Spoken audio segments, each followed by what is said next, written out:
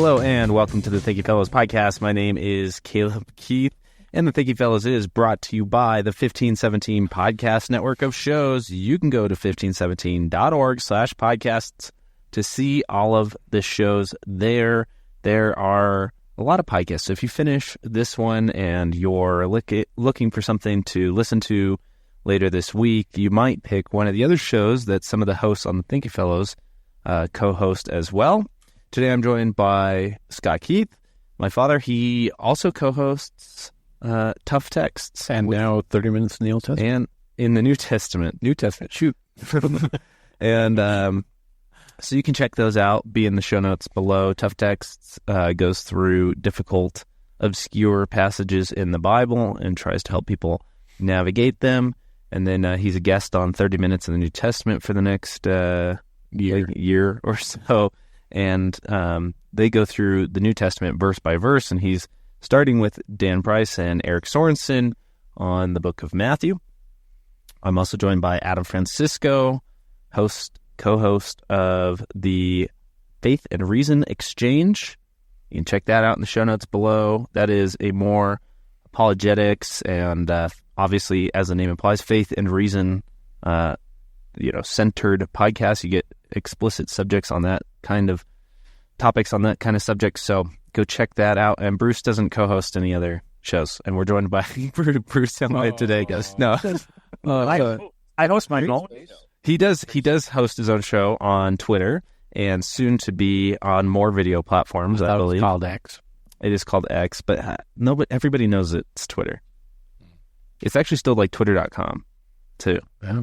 So, but yes, Bruce co-hosts the Gray Space thing. I just saw your latest episode yesterday in my feed. So I think the subject line was about church denominations disagreeing about doctrines. And so interesting videos over there. So if you're on Twitter/X, you can check out Bruce's videos, and we are working on bringing those to more platforms in the future. And his recent Academy course is out, and people should check it out. That's true. Bruce has an Academy on the early church, which is very excellent. It's very high production value, very easy to watch and follow. So if you've heard about our academies in the past and you're wondering about them, it's academy.1517.org is the link there. You can create an account. You can sign up for any of these free courses. Costs no money at all. And Bruce's is the newest one, and I think it would be a great one to start with because, like I said, it's very easy to follow and watch, and the production value is extremely high. So I think people will enjoy that. All right, guys, we're doing a topic that Adam picked yesterday because I'm on top of it, and I didn't really pick it. I threw it, and how many more do we? I think you guys worked on like 15 or 20 of them by the end. Yeah. Oh, that's amazing. I totally ignored all of your texts yesterday, so I didn't see any of it. Adam and I make magical lists. That's what we do. That's good. I mean, that's very helpful. I made a list in December, and my list ran out, and so I'm thankful for whatever list you guys can come up with. But I liked several of the topics that you guys threw out there. I thought they would be relevant, and Adam's today is a good question, which is, can you be, I guess it's probably a should you be, because people can always find a way to answer yes to the can question, but can you be a Christian and a materialist / did you put Darwinist on there? Something to that extent? So I guess there's a couple ways to phrase this, right? Are Christianity and materialist worldview compatible? I guess this has the question of can you believe in evolution or teach evolution and be a Christian? There's a couple of like loaded questions in here, but maybe Adam, you can specify what you mean by materialist, because I think we've given it definitions in the past that would identify materialism as a distinct religious ideology or religion-like ideology, and so there's some sort of face value here where the immediate answer is probably no, but I guess we're also hinting at pieces of materialism that Christians might pick up. Yeah, well, I'm not, this is a way to kind of maybe protect me a bit. I'm not really interested in a modern sense. I was throwing it out there because I'm in the middle of doing a little bit of research, and I'm curious to see Scott's reaction. I have been doing a deep dive into Franz Pieper's Christian Dogmatics. Wow. Volume 1 here. Oh, wow. And Should we pull it off the shelf? no. Okay. But it's interesting as I have the set and Volume 1 because it always sat next to my cheap leather-bound NASB Bible, or maybe it's the ESV that I bought years ago. And in Irvine, I think somewhere in a box, the heat caused the leather, because it was cheap leather, my Pieper. So, it's been like that for 10 years, almost as long as I've owned Costco Kirkland brand shirts. It's almost like the Bible was trying to make its way into Pieper. Yeah. No. But every time I open it, I'm always like picking at this leather. Finally, this morning I cleaned it off, so now it's nice. But anyway, the reason why I'm doing that is because I'm curious about I've been thinking about and doing some research into the Lutheran dogmatic tradition, and I'm wanting to know about 19th century German Lutherans. And in particular, there's a guy named Otto Zockler. There's an umlaut over the O, or you can just put an E after the O, who wrote extensively on the issue of science and theology. He's the first, I think he's the first, certainly the first German, but probably the first Christian to actually address Darwinism at length and on Darwinian terms. Even wrote a letter, or more than one letter, to Charles Darwin. So, and one of the big issues he was addressing in 19th century Germany is one, or the big questions was this very question: can a Christian be a materialist, which was already popular in Germany before Darwin's writings get translated and read by the German public, and then by extension, can a Christian be a Darwinist? And Otto Zockler was part of the confessional, if you will, Lutheran tradition, though Pieper wasn't a big fan of Zockler on some fronts.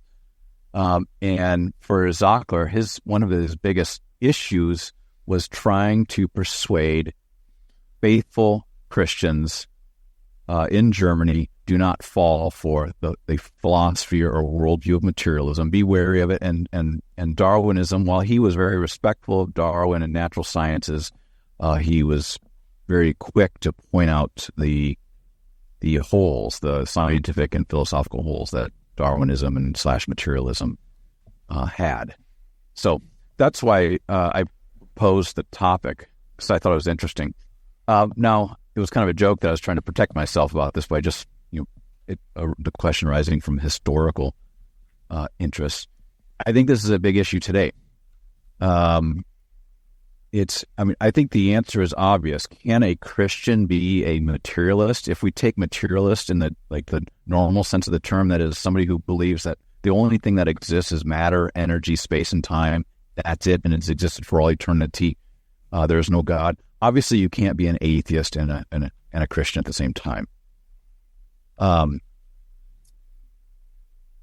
Where things get a little sticky, though, is if materialism is kind of like the more extreme or ideological form of naturalism. I think we could kind of describe it that way. Is, can a Christian be a naturalist?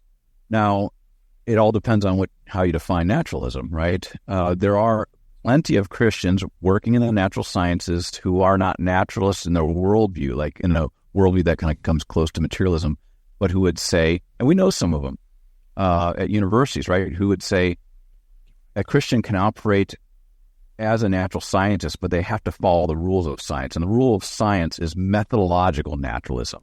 Mm-hmm. So they kind of protect themselves, if you will, from scrutiny by saying we're only operating with a method that is naturalistic, not the big term or philosophical term would be ontology that's naturalistic. And there's a lot of room for discussion there, and there's, of course, lots of debates over that. To put another plug in, even though you did already, Caleb, for Faith and Reason Exchange, David Anderson and I did a whole show on methodological naturalism, where we talked about how, while it makes sense that the natural sciences seek, especially if science is now demarcated as simply the exploration of the natural world, it makes sense you would follow methodological naturalism.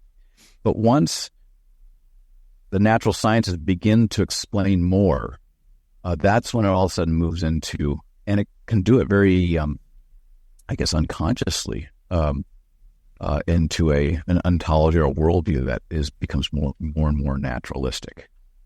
So that's what I was thinking is when I threw out the idea. So I like some of Bruce's ideas better. Magical lists are more magical in mind. Well, I was going to say when. Are you reading Pieper? Did you? No, I did not pull Pieper off the shelf. Call me so. When you were looking into sort of the the 19th century dogmaticians, did you run across Luther at all? Mm-hmm. Yeah. So he's got a sec. All I was going to say is I thought I had Zockler on the shelf. That's why I was scrimmaging through the shelf, and that might be up there. But I knew I had the Luther on there, and he deals with that in several of his lectures, too, that are in his what is it, the fundamental truths of Christianity, too. Yep. So, yeah, this is more. Well, anyway, there's. It's interesting. The book I'm reading, the author makes the point that 20th century modern theology. So, like the big names would be Bultmann, Paul Tillich, and Bruce's favorite, Karl Barth, not the Concordia Seminary St. Louis president, but the Swiss German-speaking Karl Barth, who's probably the most influential theologian in the 20th century, right? But this book makes the point that their theology in the 20th century was largely built on the foundation established in the 19th century. And that theology was established by its interaction with the rise and prestige of the natural sciences in the German universities. And you get it's a mixed bag. It opens. I mean, one of the things about doing this research, not that anybody should care about this so much, but it opens up all kinds of Pandora's boxes. Because you get probably the first to address it is what's his middle? David Strauss. I think it's David Friedrich Strauss, who wrote the Old and the New Faith, and is largely not largely. He's like one of the fathers of the search for the historical Jesus, who basically came to the position that natural sciences has shown that the traditional doctrines of Christianity just simply can't pass muster, and so he works at completely reinventing Christianity as more about like an existential sort of thing rather than a confession about what happened in time and space or how God has promised and revealed himself in time and space. But then you got the complete opposite, this guy Otto Zockler, who maintains traditional historic Christianity in view of, and in like conflict, maybe is too strong a word, but I think it's apropos here of the natural sciences, which we're now so accustomed to thinking that we've got to give. We did an episode on the science, right? We've got to give the consensus in science, whatever that is. Like we got to tip our hat at it. But in the 19th century, that was something how people responded to the rise and the burdens of the sciences. The queen of the sciences really kind of lays down a trajectory or establishes a trajectory that we're kind of in these days. Don't you think it's rises quickly or is easy to spread this sort of mix of materialism into the faith so that a question like this happens? Because there's some sort of like daily interaction with the benefits of materialism. So that if somebody says, well, why is your life better or higher quality of life now than 100 years ago? Is it because we stopped exploring spiritual explanations for things like disease and human suffering and instead turned to material solutions? So even if I think there's something beyond this life, that might be in a box over here, but as far as my concerns and my needs here now, they're being answered by materialist, methodology quicker and more effectively than they were ever answered by a spiritual worldview. Yeah, and that's the thing, is that to put yet another plug for Faith and Research Exchange, especially the episode on methodological naturalism. And don't shake your head at me. I was like, it's almost a Faith and Reason Exchange episode anyway, so just go for it. Is you got to be careful that it just is a method because methods, epistemologies always have ontological strings attached, I think. Does that add, I'm just going to put you on like a bit of trial here. Does that add complications for like the particular type of apologetics that we engage in, where you're using, materialistic methodology to investigate the history of the past and to sort of determine what's true or not? Yeah, you have to be careful. So on your point about the benefits of materialist science or whatever, years ago there was a lecture given by a guy named David Menton, now deceased. He worked out of that group, Answers in Genesis. He was like the sole Lutheran in that bunch, right? And he was an award-winning geneticist. Washington University, the so-called Harvard of the Midwest, St. Louis. And he made the point throughout his lecture that all of his success in science at the highest levels of academia, which aren't all that high despite common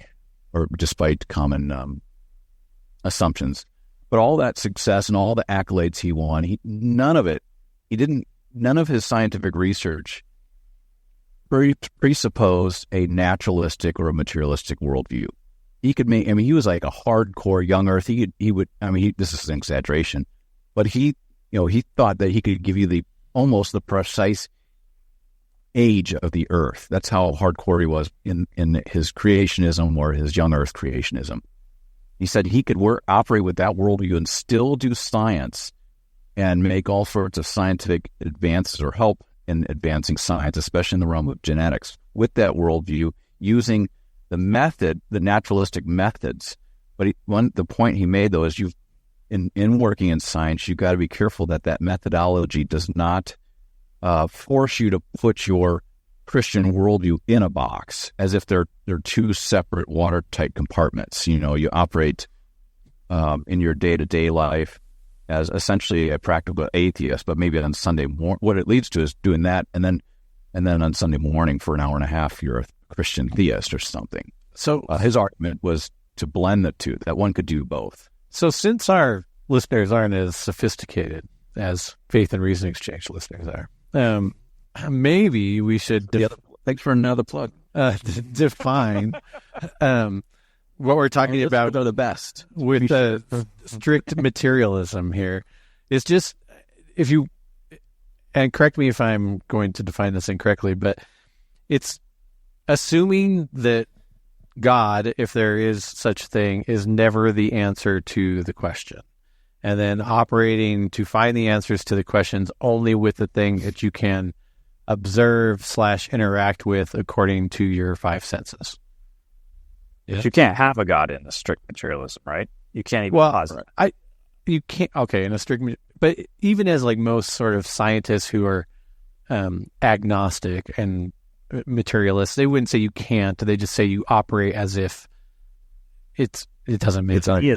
Yeah, and it doesn't matter. Yeah, I don't even know if it's that. Maybe, but even with an honest sort of atheist scientist, I don't think that most of them these days are going to force you to be an atheist or just say operate as though, when we're looking for answers to questions, we don't say, well, let's put God in the mix as a possible answer, or a God, or divine being, or a first cause, whatever you want to call it, out there. So is that? But the method doesn't allow that, right, Adam? To your point, the method itself just doesn't allow that. Correct. That's my point. So I think the answer, can you have a Christian worldview and also pursue the natural sciences following methodological naturalism? The answer is yes. And in many ways, we're kind of the beneficiaries, as Caleb kind of hinted at earlier, of that. There's a world in which, or not a world, which Christians haven't benefited from the advancements of materialist worldview. Let me say this in a way that I think people might relate to.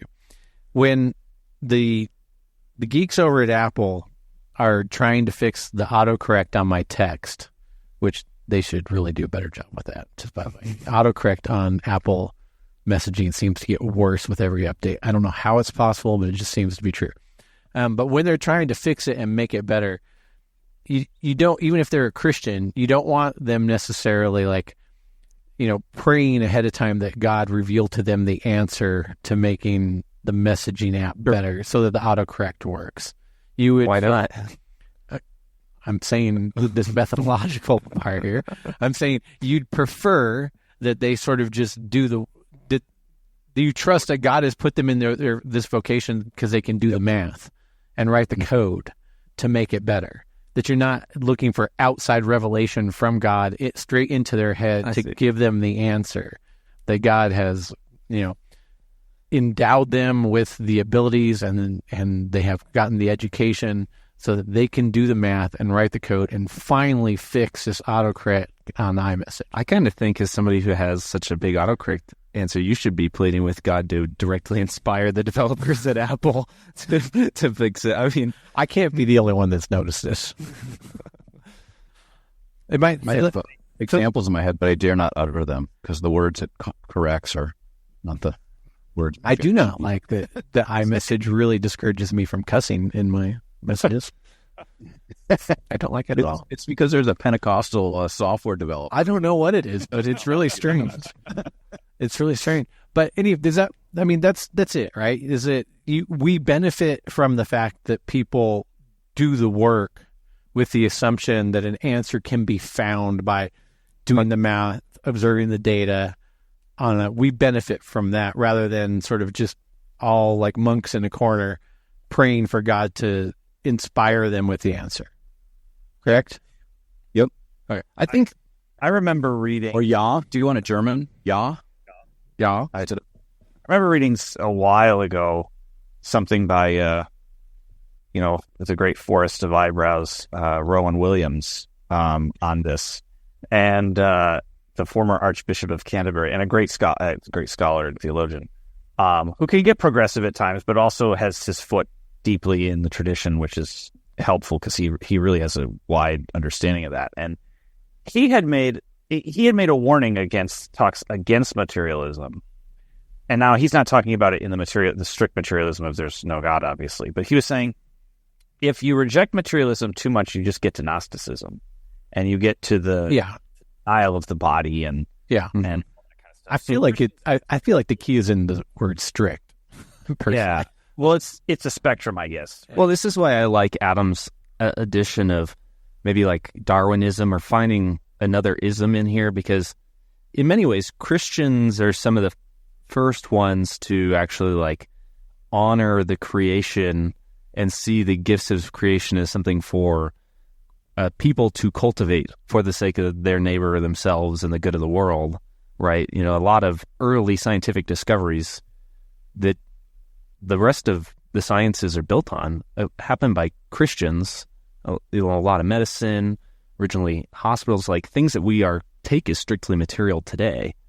We're not always so. Williams goes in this talk, so maybe as you get older, your eyebrows will grow wise like his as well. But he does talk about, and to Adam's point, he talks about how science or naturalism, maybe, I don't think he used the word naturalism though, but I think he meant naturalism. But like science and theology don't have to be fundamentally opposed, because Christians can affirm a level of materialism. In fact, they have to, because God is creator and God, resurrects the body. But of course, that can always slip too far into a denial of God in exchange for only materialism. And that's when he actually argues like it does violence to ethics. Like the human person stops being anything other than a material thing, and therefore loses its intrinsic rights and other things, because it's no different than a blade of grass. I mean, cut it down? Isn't that one of the easiest holes to poke into a strict materialist? Is that ethics are not material. Yeah, like the boundaries of their identity. The mind. Their self-identity is not. Well, it's like material. a strict materialist making a case for man-caused global climate change. I always try to get that right, and then trying to argue from that to what I ought to do about it. I mean, human being caused. Sorry. human being caused global climate change. It's so hard to get that right. And then, trying to transfer from that to convincing me that I have a moral obligation to do something about this. Right. It doesn't work. Past yourself. Yeah. You could, the only thing, even materialism would struggle with this, but you could maybe use some sort of consequentialism on it for me if the impact of this human being caused global climate change, hey, that was better, is going to happen now, and it's going to directly affect me. That's still not not material. It's still like you've done consequentialism. Yeah. You're not in. It's not possible. You just can't do it. So that's the problem with all the stricts, right? I love empiricism. Strict empiricism, not so much. Like, right. If you're a rationalist, strict rationalism, that's not going to take you very far. Materialism, are there some benefits to like the methodologies that have been derived from it? Sure. I mean, we've got a lot of scientific and technological advances that have likely come about because of people's focus on trying to find the answers here within the natural world. But strict materialism, I mean, I think the example that I just gave is where you see strict materialists running up into the uttermost boundaries of what they're able to do with their worldview. And they find it wanting, and so they start going over into ethics where they have no experience, and so they do it real badly. I feel like this is one of those areas where, philosophy makes things worse, like things that are just natural and sort of apparent to people, which is, there's more than just the physical, and also you engage with the physical, and when you investigate or work with the physical, that's what you're doing. It's just kind of like, it's stuff you all do until some philosopher comes and says, and that means God is dead, and it's like, yeah, it's just, it's bizarro. And I always think too, like the other part of me goes, the reason that this gets into the worldview stuff or the religion stuff is somebody at the top, somebody who engages in this alternative philosophy, alternative religion, wants to get rid of something that Christianity and the other religions impose on the world. And usually it's some weird sex thing or like something else. It's just like Christianity doesn't allow me to do this, so I'm going to work backwards. I'm going to work backwards until it's gone. And like 90% of the time you find somebody who is working to destroy Christianity through atheism and materialism.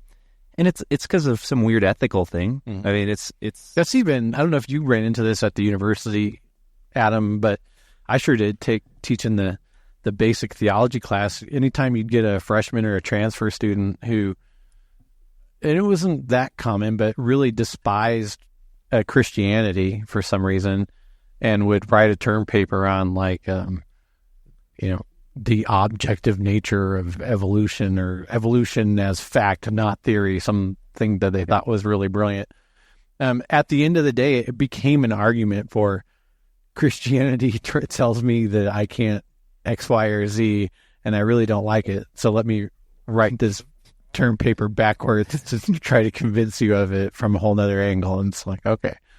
Well, on the other side of the history of it, though, to go back to this 19th century stuff, so Darwin writes his Origin of Species in the 1850s, then Descent of Man is 1871. And this guy, Zockler, he keeps up with all this stuff. In fact, his biographer suggests that he prided himself on staying up to date on all the latest publications and so on. He writes... A German who prided himself on being really smart. Well, this is the age of like this... No way. The rise of the German professoriate, where it's like you got to get 2 doctorates and be like the expert on all the minutiae in your particular field. But he says, like 2 years after the Descent of Man, he says, the English-speaking people over the British Isles have done a pretty good job in combating materialism, though it continues to run amok in the universities. He goes, in Germany, it's increasingly taking over our culture. He goes, and as materialism is elevated to the status of an overarching authority, an ideology, a worldview, there will be less and less room for truth and goodness. And if materialism begins to inform, as it already is, he says, culture and ethics and those things, there will be nothing that will keep us from pursuing tremendous amounts of evil. And that's why, historically, why it was such a big, one of the reasons why it's a big deal. And I think it's, the issue of worldview, well, it can be just like this dry academic thing, is worldviews are very,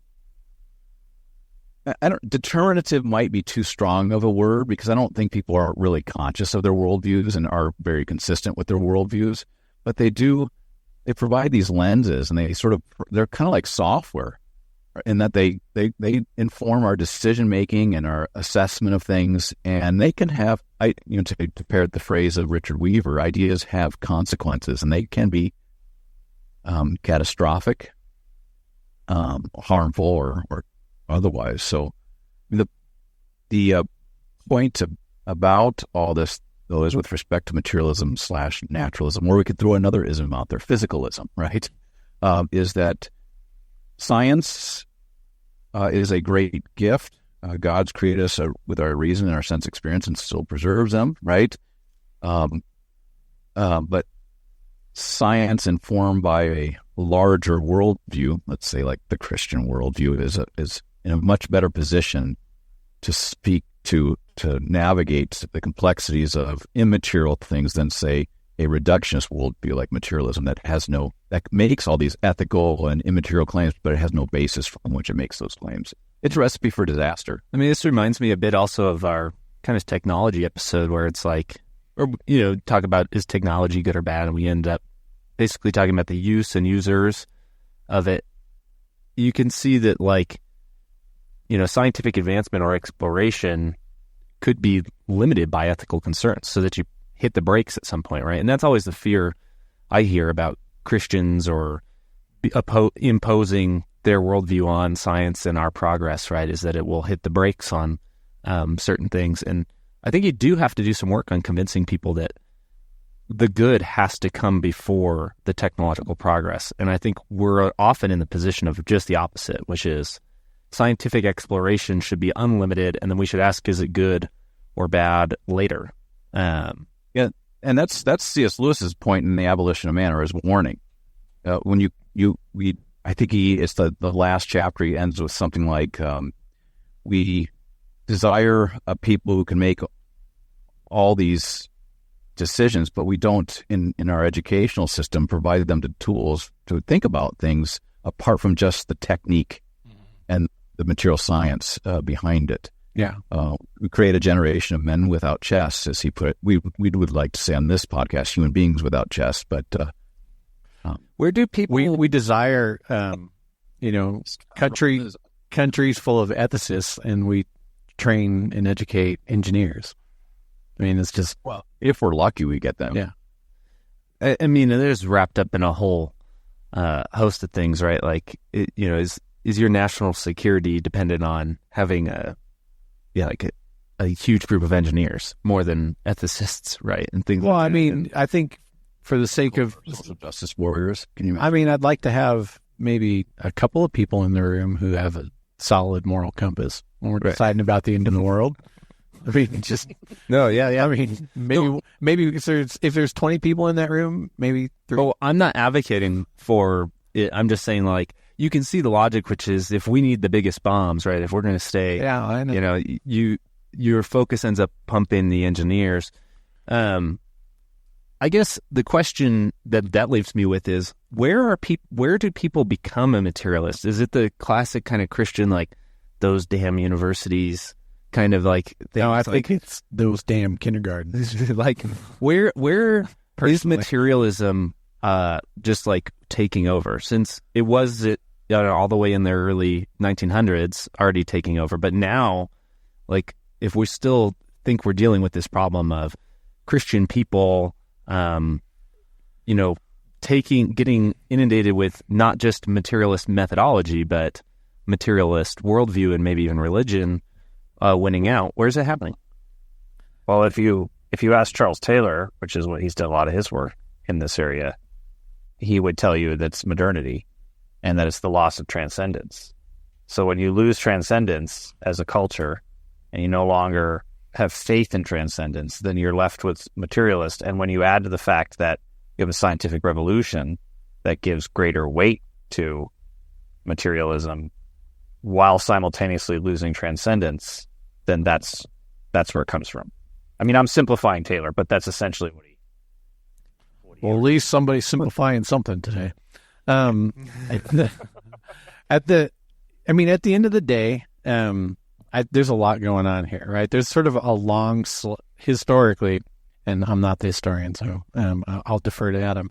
But historically, there's sort of a long slog from the Renaissance to postmodernism that's sort of just like, it's an evolution in many terms sort of away from transcendence that kind of takes a very long time, right? It takes hundreds of years. And we're sort of at that, even Bruce was saying before the show, sort of postmodern. We're kind of where we go next from here now that project seems like it's had its way with us is a big question.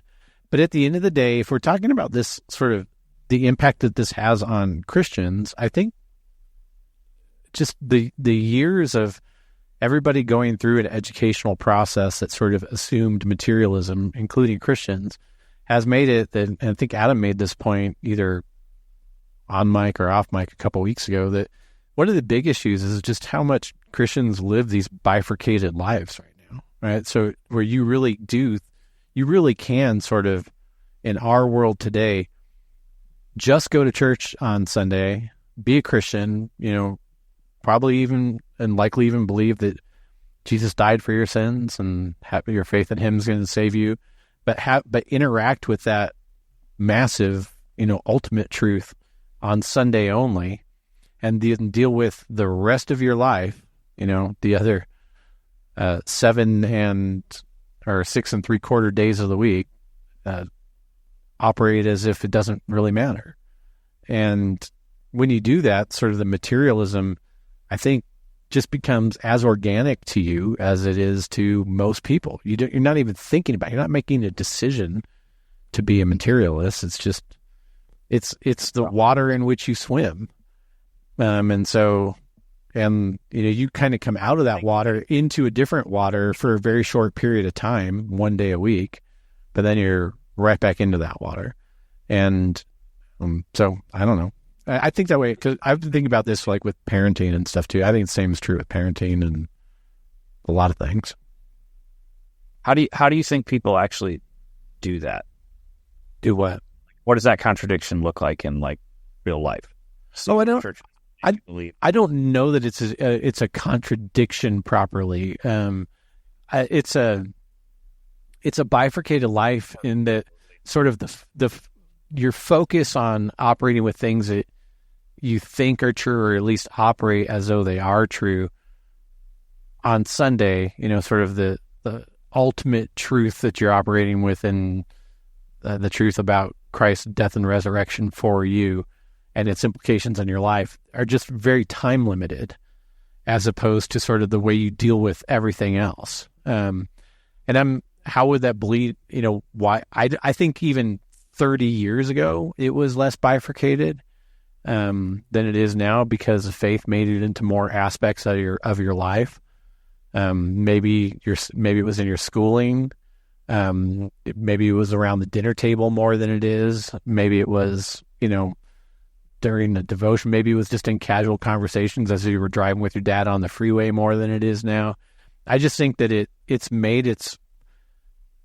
I remember it being, way more a part of sort of the everyday your faith, at least, and the implications that it had on your life outside of the church building. Way more. I think you have to make people comfortable. So I agree. I mean, I can't time travel back 30 years, so but memory wise, but I think it's because you're a baby. Yes, because I'm little. But I think you have to, like this. It's going to sound cliche or something like that, but there's a catechesis issue in the sense that we've talked about before, which is people are not comfortable or used to talking about the faith. We are used to talking and hearing about basically Technology. everything else. Technology, politics, the material, and part of the normal Human caused global climate change. Mhm. And so to re-enter the vocabulary, it has to be used more frequently. In order to be used more frequently, it has to re-enter the vocabulary. I think you kind of have this like catch-22 circle, chicken egg circle going on. But I think that just starts with the people who are recognizing it now, people like the listeners of these kinds of podcasts, intentionally then not just listening to this in their earbuds, but then talking to their family, their friends with religious language and religious implication and Christian language and Christian implication, ethical questions run through the Decalogue and through Scripture and stuff like that intentionally, not just assumed that that's how we do it and saying that we are doing it out loud. It's got to be part of the home, whatever that home looks like, and the culture of that home. It's the word you used earlier was catechesis, and I don't think there's a cookie cutter form of it. But and I'm not, like in the past, I've been I get a little tired of the emphasis on, and especially using the ecclesiastical language. But man, these days I'm thinking there's a whole lot of wisdom to, like, maybe not formal catechesis where you're sitting down at the same exact time doing, memorizing these things. I mean, that stuff is important, but it can even look like around the dinner table saying, hey, I was listening to this podcast. I was listening to my favorite podcast on the 1517 network, Faith and Reason Exchange. And I was watching Bruce Hillman on Twitter /X and Grayspace, whatever. And they said they were talking about this. What do you think about it? It could be something as simple as that.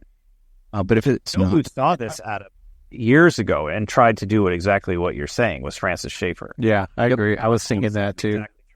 Well, even liturgical rhythms, the church year calendar, like today's Wednesday. I assume Scott and Caleb are going to be skiing. I will not be skiing tonight. I'm playing with you here, but I'm thinking it's Wednesday morning for me. I've got jiu-jitsu tonight, but I don't go to jiu-jitsu on Wednesday night during Lent because there are Lent services. And as much as my body's achy, but I want to go do that because I'm addicted to it, right? I know I've got to get to church, and I've got to bring my kids to church so that even though there actually isn't usually crumbling, but just so that we're in this rhythm. Yeah. As like 99% of the time, you're in the realm of the world, which is the realm of the law. We need, the law is ever present. And there's only one place I'm going to get to the gospel, and that's where the word is preached, whether it's from a pulpit or from the mouth of a father or a mother. Wow, it's like you're reading out of Being Dad. This has been one big advertisement. Never heard of it. What is that? Was ist das? No, I was going to say, the one thing I was going to say, it must be nice to have a full-time pastor. Yeah. But I'm also thinking, like, our listeners, I don't know, we don't know what sort of lives they live and so on. How fortunate are we? I mean, that this is our life, is talking about this stuff, right? About this, reading this stuff. And so in a way we have kind of a, if you will, a privileged kind of position, but, yeah, it does feel, it's like when you're like, well, just be comfortable talking about theology. It's only what I do for a living. You don't need to bring Peeper to the dinner table as I do. No, just kidding. It could just be casual, that drive to the soccer game. Yeah, I mean, I would say when my kids were growing up, a lot of these talks happened as we were driving. Yeah, I think in the car. Captive audience style.